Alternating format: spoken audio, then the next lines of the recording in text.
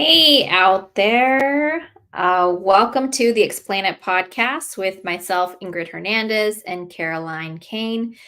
Caroline was at some sales training because she's always trying to grow herself. And so she will be a bit delayed. We're expecting her around 4:20-ish. So hopefully she gets home safe and everything's okay. And we get to have her on the podcast today. If you caught us last week was our 1 year anniversary. So we're super excited about the podcast we did with Pace Morby, our mentor, one of our mentors. So if you missed it, I definitely would recommend. It was a super inspiring, very insightful podcast last week. So excited about what I guess I have to use the right terminology.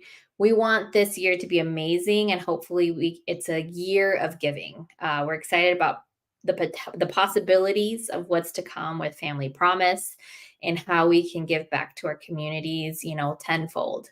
One of the things that we brought up last week was the scholarship that is sponsored by Pace. So we did announce a winner. If you guys follow myself, or if you follow Marlon Johnson on Instagram, he did announce the winner. I just want to make sure I catch her last name correctly. But we are super excited that we're going to have Catherine Martinez. She is our mastermind winner of the drawing. So super excited for her. She's coming down and joining us. And hopefully you're going to follow us all on the socials and everything that we're going to talk about in terms of the mastermind, which is February 2nd through the 4th. You guys can still join us. There's still a actually, I think we only have about 1 or 2 seats left. The reason I say that, and I'm not throwing game at you, is because we want to keep it small and intimate. So we never want more than like 15-ish people there. And right now, our attendee list is around 14, which means I have to prep for everybody to get fed every day. We're going to feed you breakfast, lunch, and dinner all 3 days. And so, it's going to be from when you wake up till you go to bed. We're going to send you to bed tired on that mastermind and really push you out of your comfort zone. Do some I can never say this word, experiential activities. Meaning you're not just going to sit your ass in a seat all day and try to figure out, how does everything work? We're actually going to make you experience some things. We cold plunged last time. We did breath work. Really, really amazing, prime you up sort of experiences. We went on a hike. We ran. Like, it's so crazy when you're around people who are super go-getters, like people who really want to change their world. Things you didn't think you could do, you were all of a sudden doing. And so we would love for you to come experience that with us here in Arizona. Again, just a couple of spots left because we don't want it to be an overwhelming mastermind. We want to give you as much one-on-one time as possible. I don't think we've announced our speakers yet, but we're going to have Zach Keeps. He's an amazing investor here in Arizona. I think he's like the largest single investor in the state of Arizona, something crazy. He has some sort of crazy badge because he's a solopreneur, but he has like a ridiculous amount of houses in his portfolio. I think at some point it was over 300 houses. So, and most of them bought in like the traditional way. I know that we talk a lot about creative financing, but he was able to really take leverage, so how he positioned himself with banks, and be able to recycle that. And so there's a lot to be said about somebody who could do that.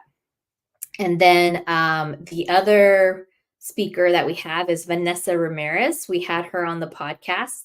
Amazing gal, survived cancer and has an amazing mindset about how she goes about her business. She went into business when the world was coming to a close, right? The pandemic time. So we have a lot to learn about what it took for her to kind of, bet on herself.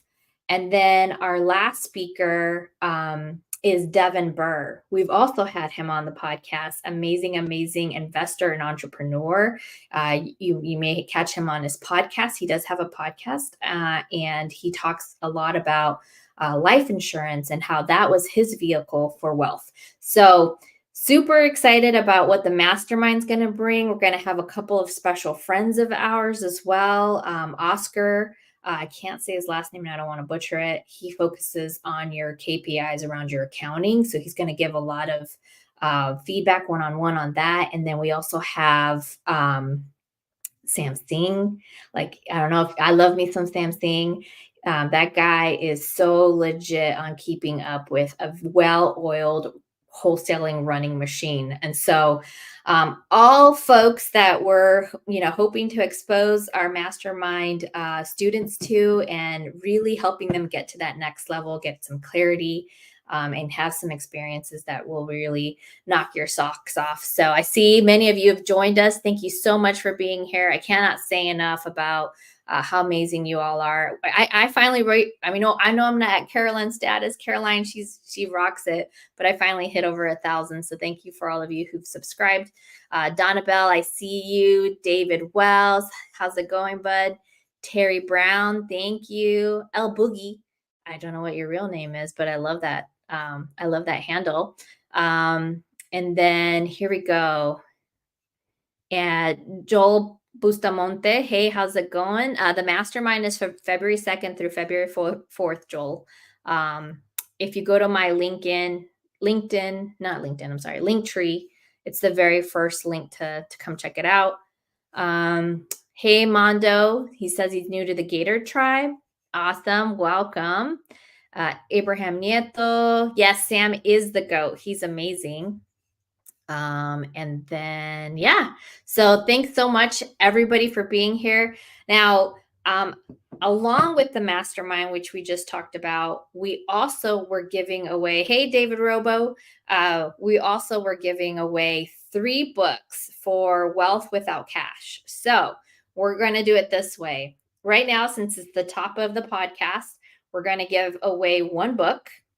In the middle of the podcast, we're going to give away the 2nd book. And at the end of the podcast, we'll give away the 3rd. So we got to keep you guys on here with us. And let's see. So I am going to check to see if I can add, bear with me here. If I can add my little randomizer, because my little randomizer is going to pick who is winning. So let's see here. Let's see. Can you see my screen right now? I hope you can. Let's see. It looks like you can. Perfect. So here is the randomizer. Okay, who is ready for that first book? By the way, some of you reached out and we couldn't tell your name. So what I have written down right now is just your Instagram name. I just need to find the randomizer. Here we go. So I'm going to click and spin it. All right. Drum roll, please. Let's see who it is. And we have,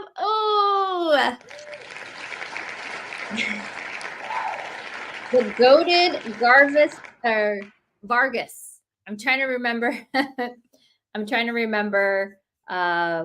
What their first real name was. I have my little thing, but we'll reach out to you via Instagram. Thank you so much for being a fan of the podcast. We appreciate you. And we'll reach out to you through Instagram, get your personal information so that we can send you Wealth Without Cash book. Again, thank you guys so much. So in today's podcast, we are going to be talking about my first deal. And technically, my first deal was a virtual flip. Like, I know it seems daunting. And like, I don't even know. Now that I look back, I'm like, why did I take such a big risk? Why didn't I just wholesale it? Thank you. Yes, his first name is Edgar. I couldn't remember if it was Eddie or Edgar because I was writing everybody's name on the spreadsheet. And some people's Instagram comes with their names and some don't. But the thing that was most consistent was people's Instagram handles. So yeah, and if you guys have questions about my first flip, I'd love to love for you guys to join me. But so let me sort of put some context to this very first deal. But if any of you want to come and ask a question, I'm going to put a link on there so you guys can join us live on the podcast because I don't like being up here by myself. I didn't realize how much I love having Caroline next to me so that we can banter off each other. But I see all of you guys posting, whether it's Caroline's YouTube or my YouTube. We had some link issues, so we weren't able to post on the Explain It podcast Facebook group or Caroline. I don't know what's happening. I bet you it was something with Caroline's phone. But anywho, so my first deal didn't just happen. I didn't like land on it, it was work. When I first joined SubTo, and one thing I failed to mention during the podcast last week, or maybe I did, I don't recall now. It was all a blur. This month will be my 3rd year in SubTo. Like, I don't know of any mentorship that allows that.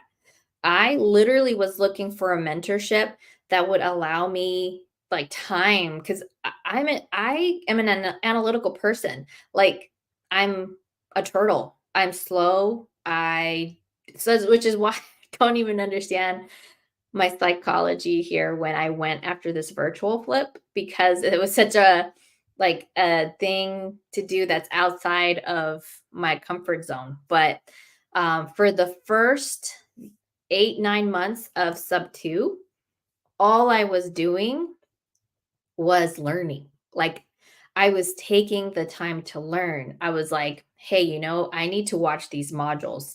I did get through only like the first 6 weeks of the modules. I want to say there's 10 weeks.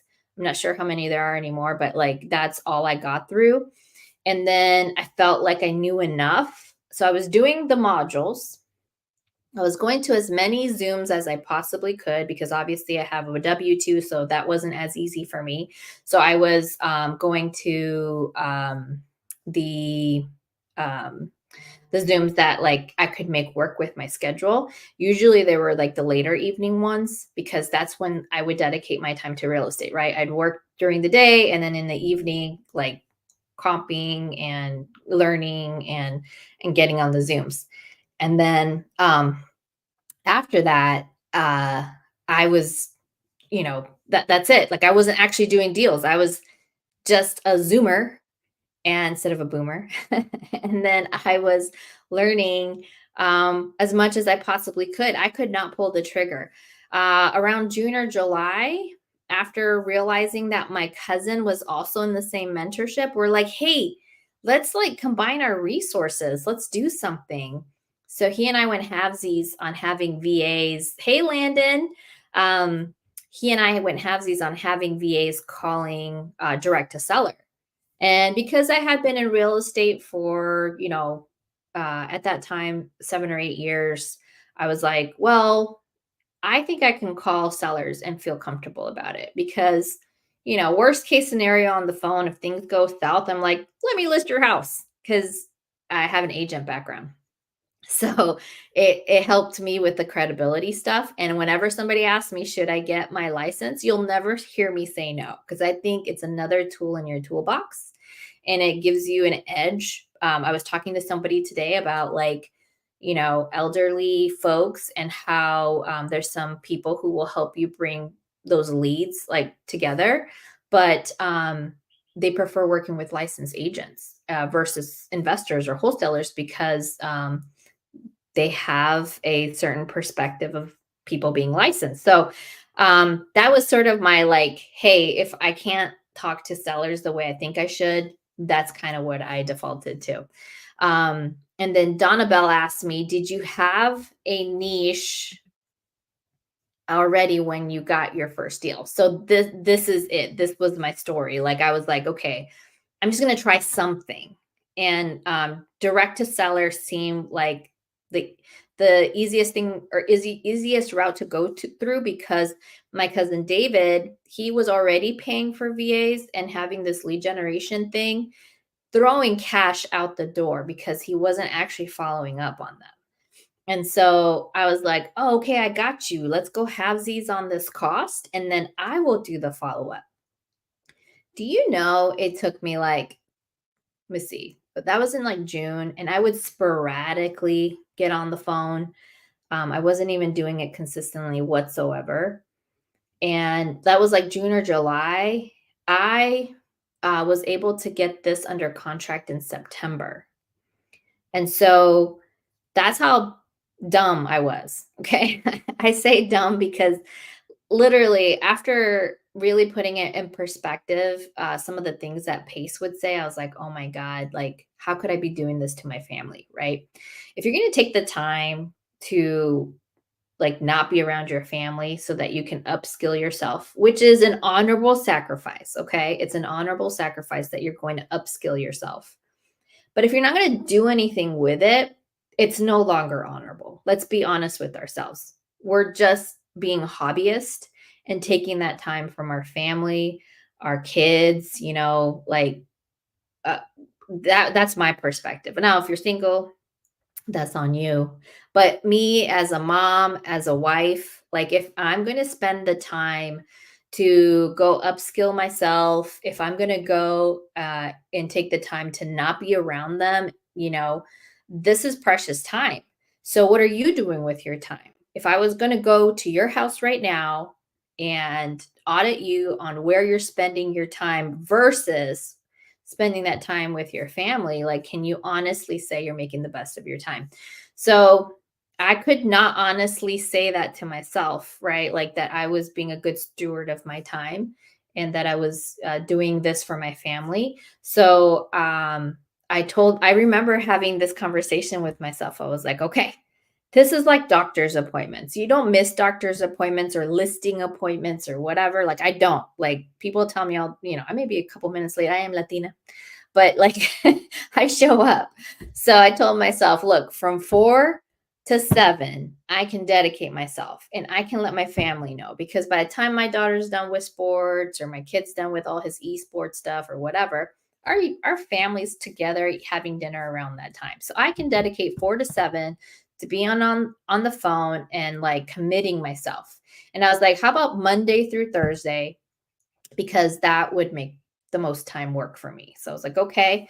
So I just started doing follow up. And I kid you not, guys, within 4 days of calling consistently on that fourth day, and it was one of the last calls I made because I was like, it was edging at 7, and I was like, should I make it? Should I make this call or should I not? And there's a reason I remember all of this because like it kind of gets ingrained in your brain once it's your first deal. And I decided to make that call. I decided to just like, hey, let's get one more in before like 7 p.m. is the cutoff, not 6:58, right? And lo and behold, it was the easiest close of my life. Like for real. The guy on the phone, but I'm going to tell you something that's really, really funny. Not his situation, but like how I put it under contract. So the guy gives me his address, or I had his address. He told me his story. He had lost his job.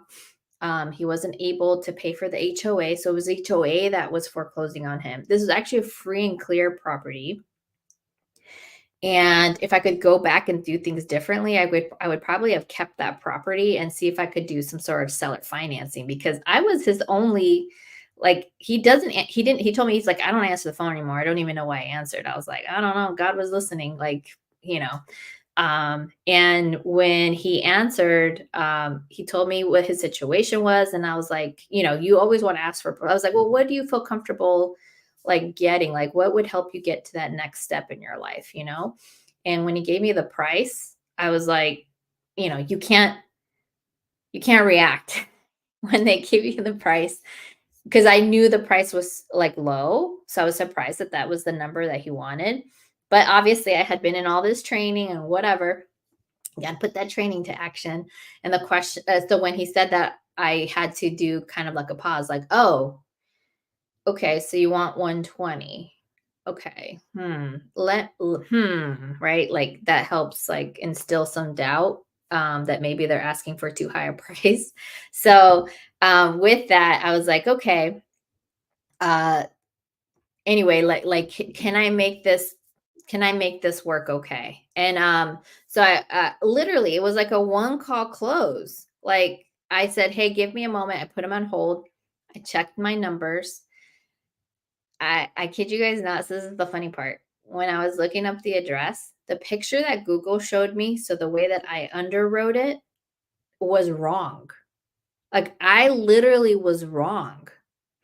Luckily, I figured it out when we were under contract. But when you look up his address, his neighborhood his neighborhood, which had a manufactured home on it, butted against a like classic. I don't know if you guys know Arizona or Vegas because this property was in Vegas.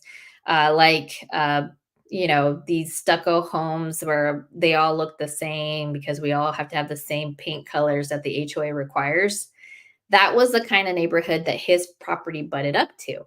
He was on the other side where the manufactured home and the like, the more not the best neighborhood, but like that kind of thing going on. Because this was actually North Las Vegas. And I didn't know this. So when I looked at the property, what I was comping out was actually much higher.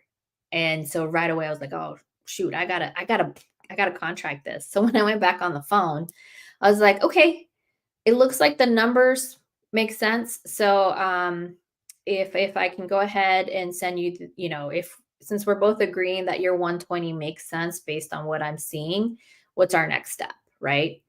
And it was to send up the contract. So I said, okay. So while he was on the phone, I was setting up the contract so that I was reviewing all the things with him. And then I sent it off and he signed it. So it took until the following, I'll say close, but it was really more like a 2-call close, right? The next call like was kind of affirming that he had signed and everything. And I mean, through this process, and I was comping the wrong neighborhood, so that was my bad. Um, anyway, what did you say? She's dropping golden nuggets. I love that. Well, I see that Tim Suntrup has joined us. I would love to see what questions he has about my first deal. But let me just say real quick. So the 120 that he wanted, and I was comping things like around 250 or so.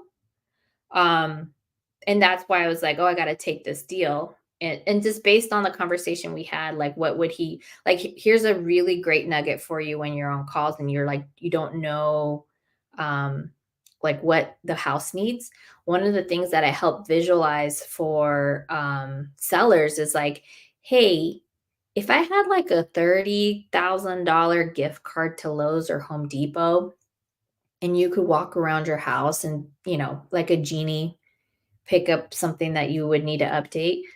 They even forget about the $30,000 gift card price point. Now you've given them a visual to say, okay, what would you update? What's your kitchen look like? Or how about your bathrooms? Giving them that like leading direction helps them figure out like what they're going to tell you needs upgrading. And they will know like that they're giving you a lot more than 30K. But again, it helps them prime that. So when I'm on the phone with the seller, that's what I'll say is like, okay, now let's pretend that you have this gift card, you're walking around your house, like, and you want to attract a really great buying person. Like what would be some of the things that you would change if you had that ability to do right now? And that really, really helps. So based on what he was telling me, I was like, oh, this is a straight up cosmetic. So that first deal, so I was telling you guys that the comps that I was running were like 250. Luckily, even though he was in a manufactured home, which was still a single family residence because they had to fix the property. It's just a different kind of foundation. So my comp was actually at 210. So even 120 was still a deal, right? So luckily I didn't F that up too badly. So that was like a whew. Thankfully, it was all good, but I'll Google it now. I'll Google that address. The wrong house still shows up as the main picture. It's the house behind them. I need to report that to Google, don't I? I keep forgetting to do that. But anyway, so yeah, what questions do you guys have? So like we took down that first virtual that first deal. I could have wholesaled it. I could have made money that way. But I realized that the spread was so big. He told me like, "Hey, you just need to fix a little piece of the flooring here." The AC was good. He had bought it not too long ago, so like many of the things in the house he said were still good to go.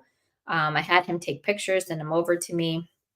And then right away, me, my cousin, my husband, Mark, because we were all three doing this thing, we're like, okay, if we're going to take this down and not wholesale it, what do we need?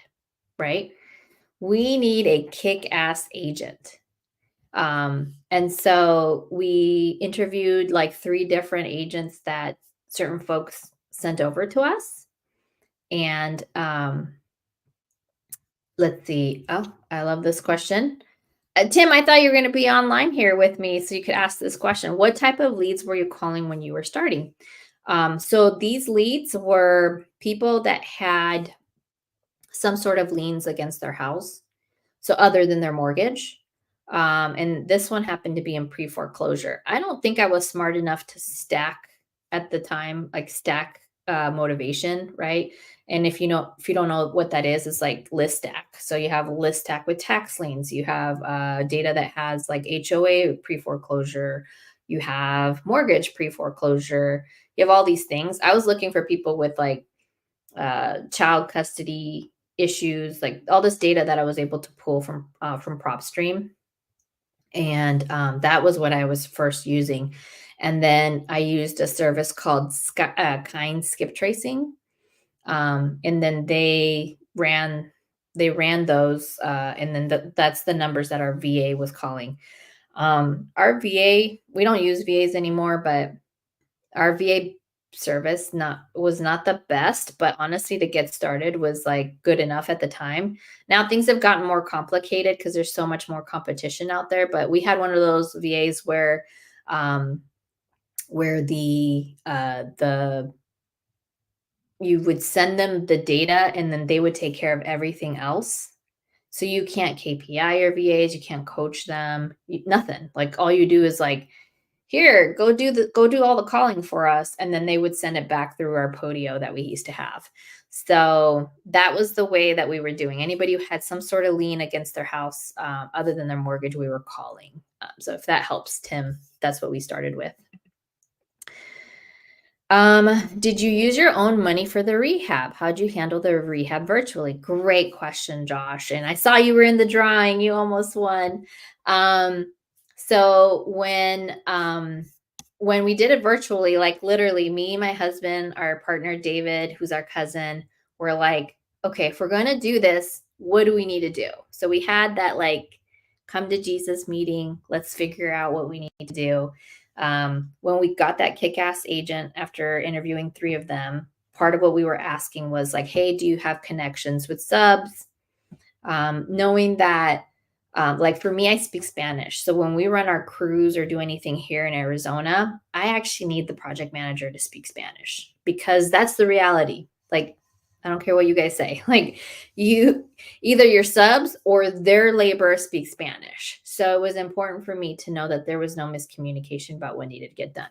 But I got to tell you, this agent, he was so amazing. I really like send me Las Vegas deals. Like, honestly, I'm still a cash buyer in Vegas because this agent is so kick ass that like he'll find all the labor. He found all the labor for me because he walked the property. He's like, oh yeah, I have the cleaners, the people to help with the floor, and somebody to help fix the roof. We had to replace the roof. And at the time we were able to replace it for like $6,000. And literally our all-in rehab was $15K. So when he said that, so he has all the connections, he speaks Spanish, he understands that market, he's a very active agent. I was like, you're my guy. Like, you're the person we're going to do business with. And then as far as like using my own money, I've been very, very spoiled. So I have this mentor who I've been around for a really long time. He was my mentor in the corporate world, and he exited corporate land as an entrepreneur. So he left corporate to build his own software company that kind of dealt with like the food service industry. And when he left, he sold it for millions. So if you want private money lenders, you got to go make friends with people with money. And so I was very, very lucky that I have a good friend with money, but he's also smart with his money.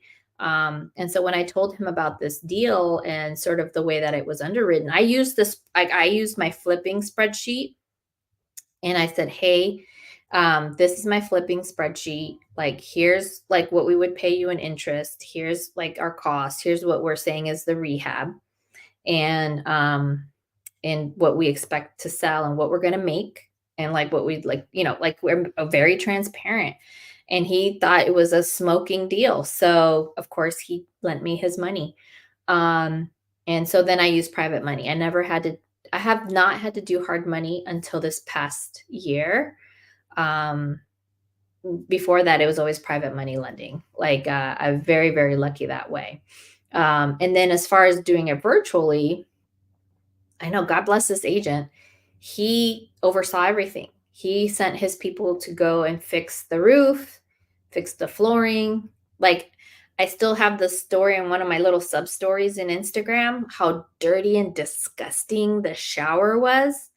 And I was like, oh my God, I didn't budget for this. I thought I was going to spend like another 5 to 7 grand on the bathroom. Nope.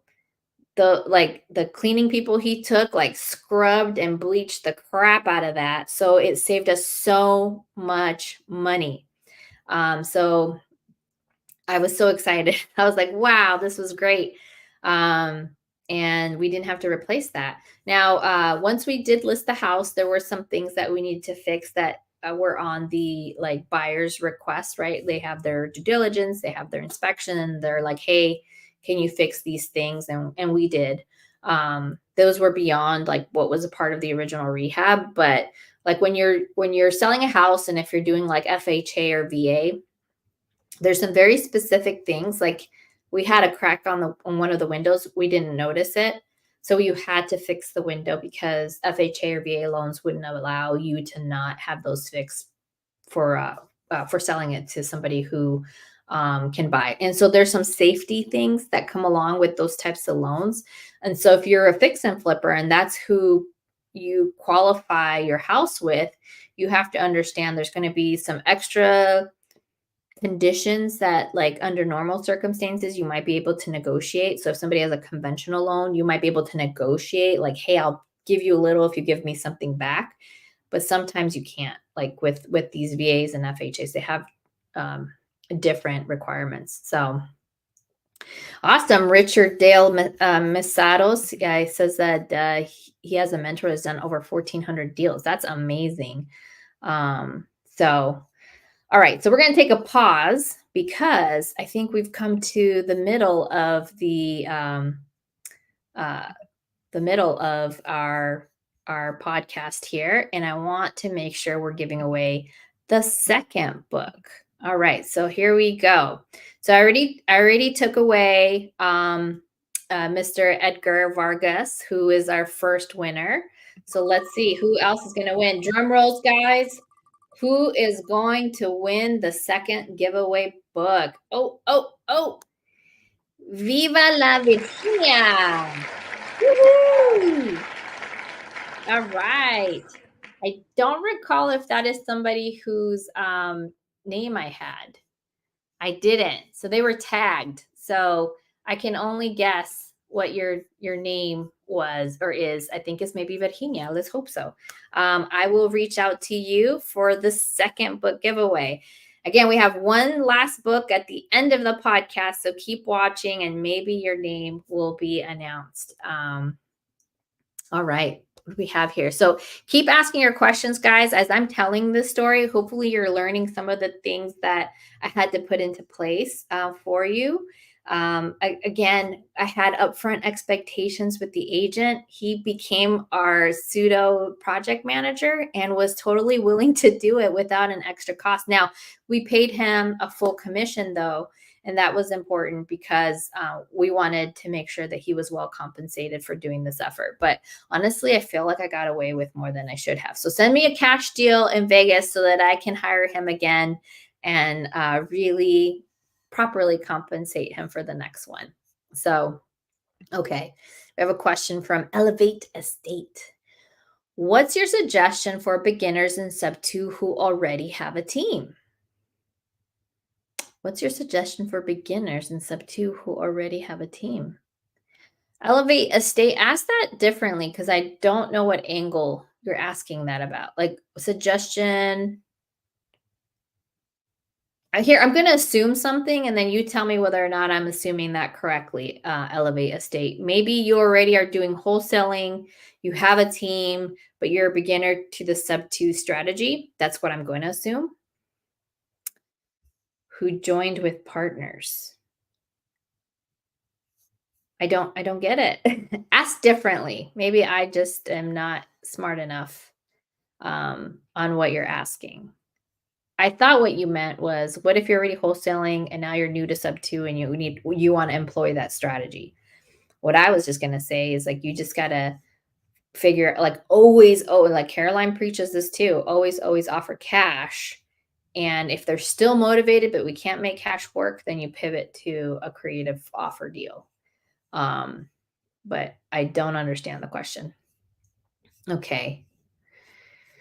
Let's see here. David Wells. I'm in SubTo and have already read the book, but I have it on Kindle and wouldn't mind having the physical. Ah, okay. Yeah.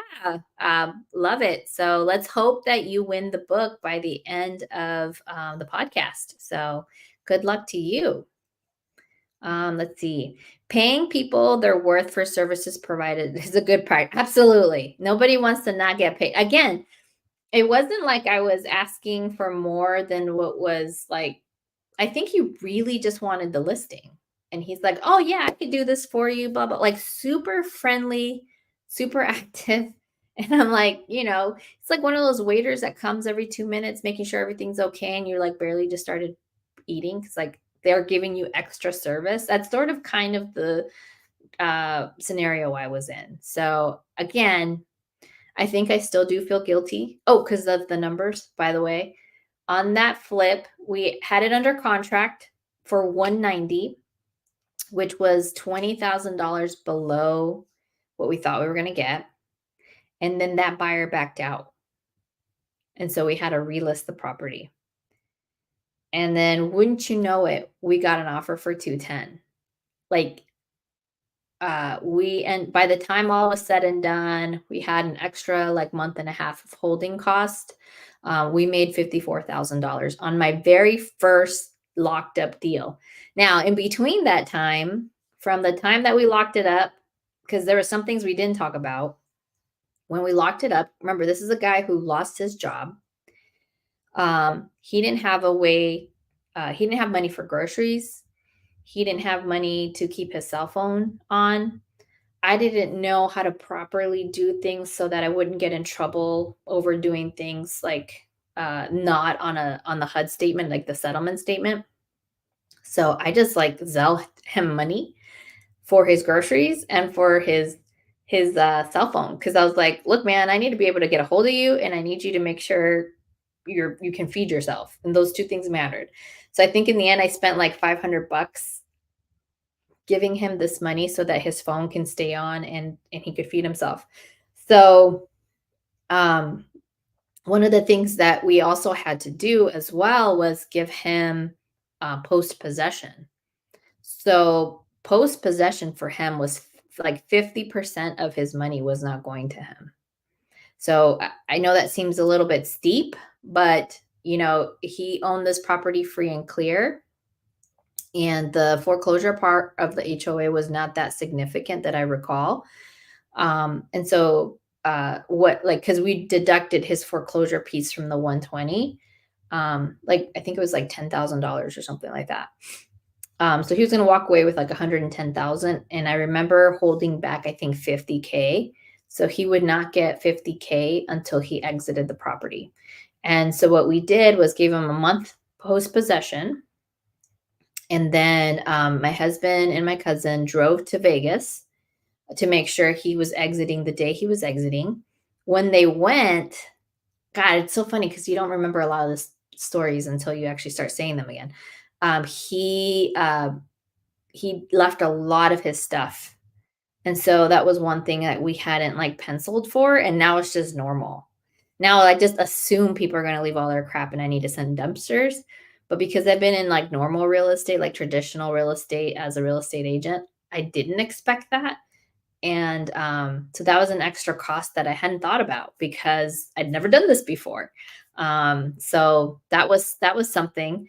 Finding poo-poo in the couch, and I'm like, that's the couch that's inside your house. Like, how do you live like that? It was just kind of interesting. That was kind of like the starting of the like reality check of what it's like for the kind of people that you end up working with. Like, I'm sorry to say that a lot of people in these situations, I find that their homes are also in disarray and things that you know, those of us who maybe are somewhat in a better mental state, not as stressed, like don't see all that stuff. And I was like, wow, that's why it's interesting when people say maybe wholesalers steal equity from the people. I'm like, you wouldn't pay $10 for a house like that if you were only judging it by the condition somebody was living in. Like, you have to understand what that's like. So anywho, Lahia Investing. Hopefully I'm saying that right. What to do when a lien holder doesn't want to negotiate? You pay off the lien.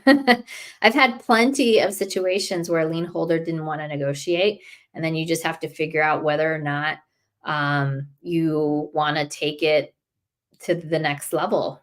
So yeah, for sure.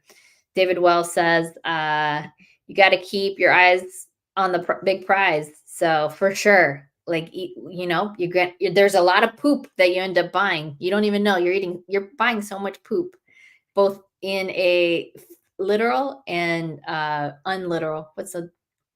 Whatever that means. Yeah, you end up buying poop. I bought dog poop in this house.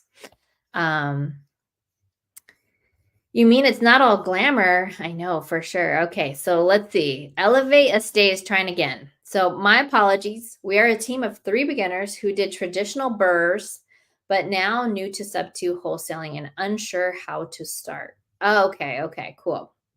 Well, first of all, if you're not in SubTo, the mentorship, I highly recommend it. Hopefully the stories I tell you, figurative. Thank you, Wesley.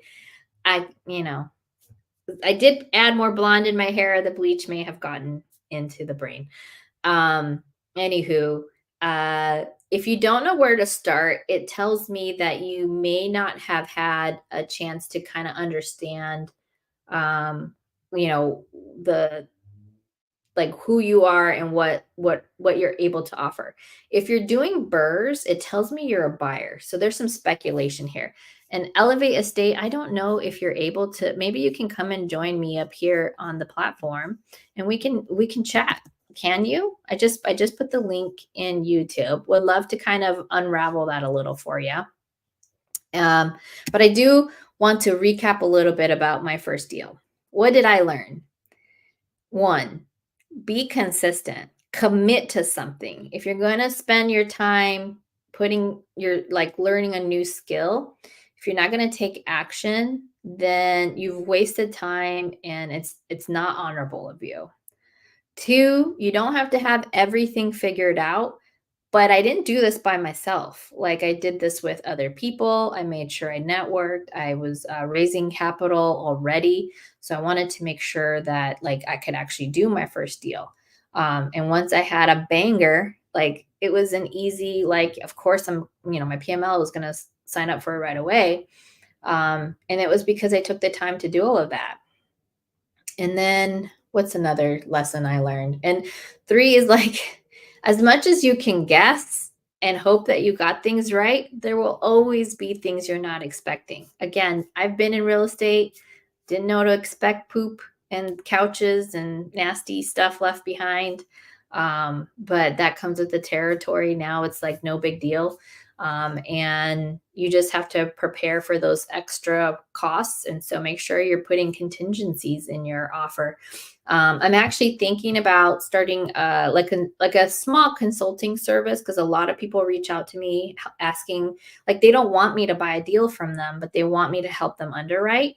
So I'm thinking about starting a service to help people underwrite. Would you guys find that helpful? Like if I provide some Calendly time to help you underwrite, whether you're doing a fix and flip or if you're doing like a creative deal, because I'm happy to start that service, but I want to make sure people will get use out of it. Let me know in the comments if you think that would be helpful. Oh my gosh, we have Elevate Estate with us. That can't be your first name. Yeah, my first name is Reena. Really nice Reena? meeting you. Thank you for having me. Yeah, well, thanks for coming on. Awesome. Yeah, it was really hard to explain myself on chat, so this is way easier. Yeah, and that's why we love having people come up here when we can. So tell me a little bit about yourself. So how long have you been? I love burring, by the way. Mhm. So tell me a little bit about what your experience has been. So we've been doing Burr for 2 years now. I Okay. was helping my one of my relative manage her properties before. That's how I got started in real estate, and I Mhm. was trying to manage her Airbnbs for her. I suggested she start with Airbnb because during COVID times, and there was a bit of bleeding there. So, we started with Airbnbs, and I started by helping manage her that, and then I started buying my own properties. Then I started doing traditional burrs. I was thinking of getting into fixing and flipping. Then I found out about Pace Morby and all that creative finance and stuff. So currently, recently, we were mostly focusing on buying and acquiring properties, Mhm. but we only have so much capital, right? So we're trying to also move towards wholesaling. But we're not sure where to start. I met Pace when he came for the book signing here. Mhm. He suggested joining a team, but Mhm. because we're actually 4 now. We have one more technical expert guy who mostly does scraping for us. So we do have the lists, and but because we all have W2s, we're very short on time too. Mm. So yeah, so it's like, but we don't know which list we should start from or like where to go. So. Yeah. Okay.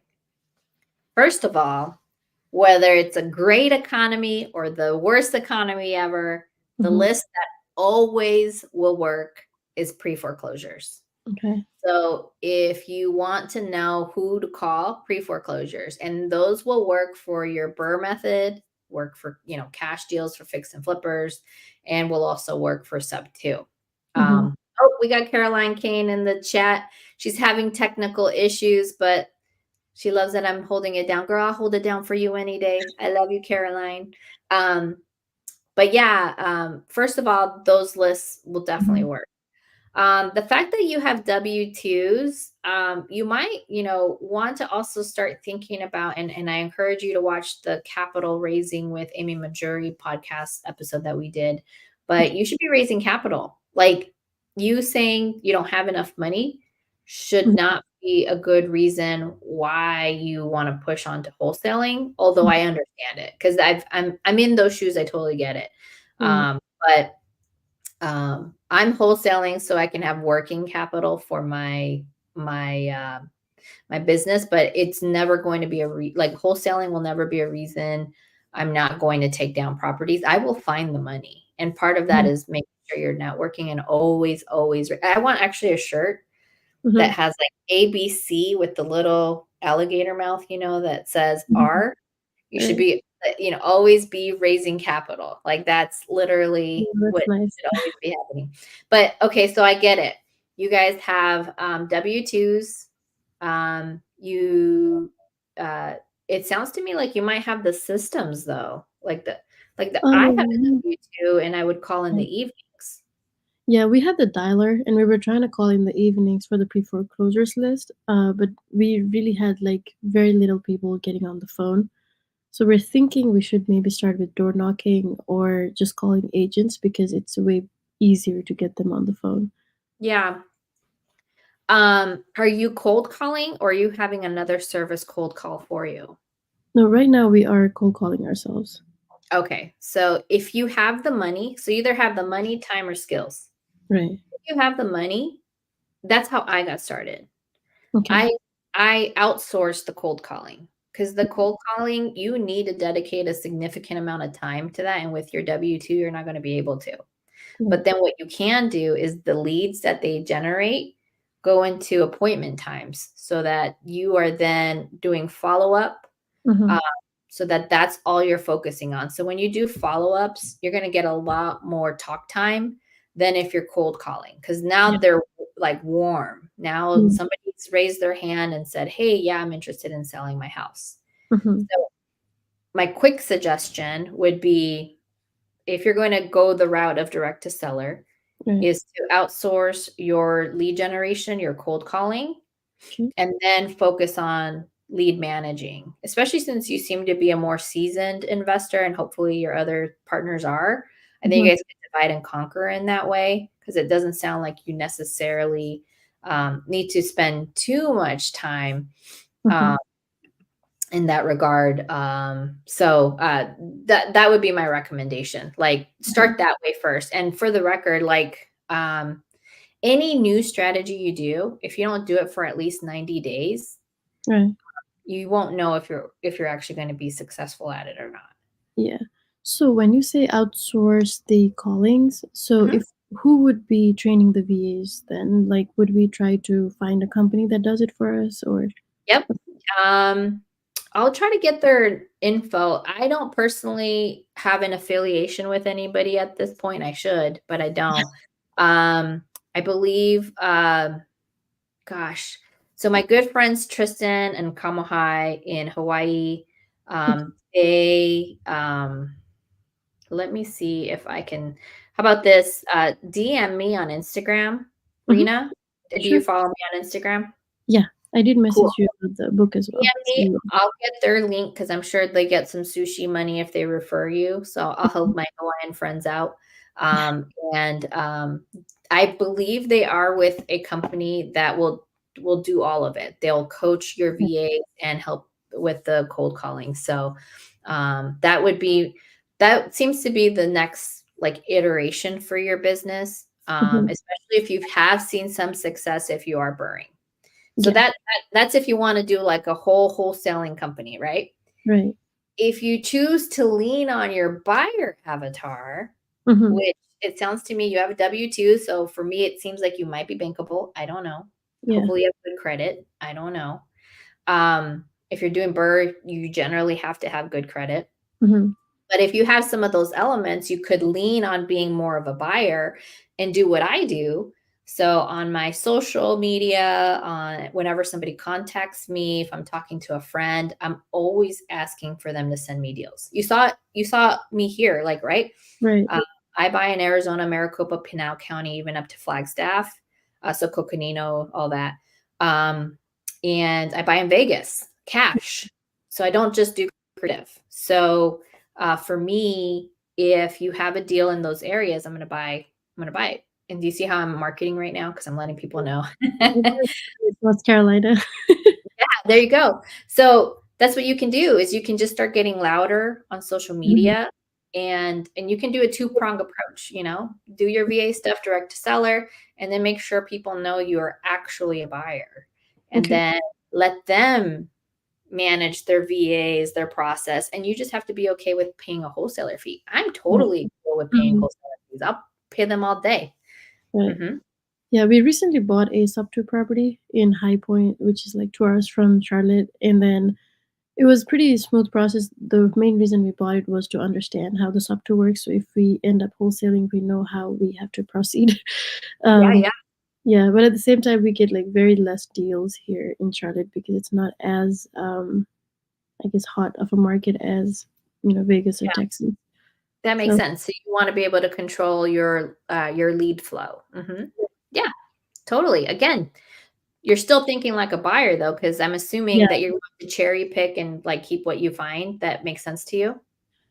I think when we go for wholesaling, we would want to do 100% like wholesale. So we first raise some capital and then maybe next quarter we can focus on, buying more.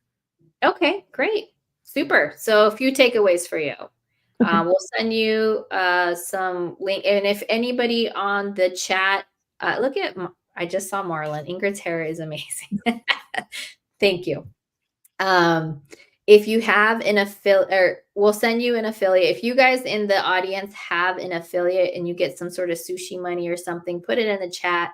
Let Reena from Elevate Estate have it so that she can see if maybe she has VAs that she can leverage. I want to say that our friend Shad out here in Arizona also has a calling center. So I'll send you a few references and you figure out what matches best for you. Obviously, you probably want to hire a company that has that VA trainer as well so that you're not having to spend time there. Second thing is start getting louder on your social medias to let people know you're a buyer. So that way you could really continue your BRRRR method. Keep that formula going. Why not?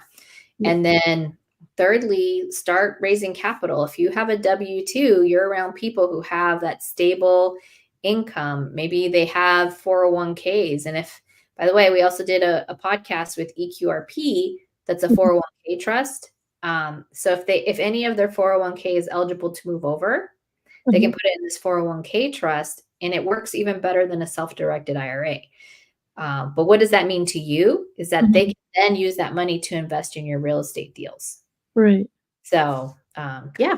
That's interesting. Thank you, Ingrid, so much. Yeah. I hope that was helpful. Thanks for joining up here. Thank you. Have a good one. All right.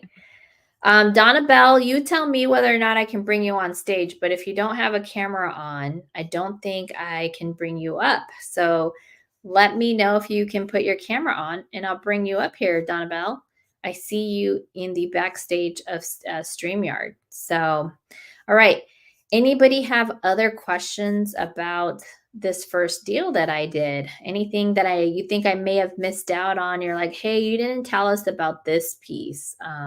Oh, here's another thing that by saying that reminded me.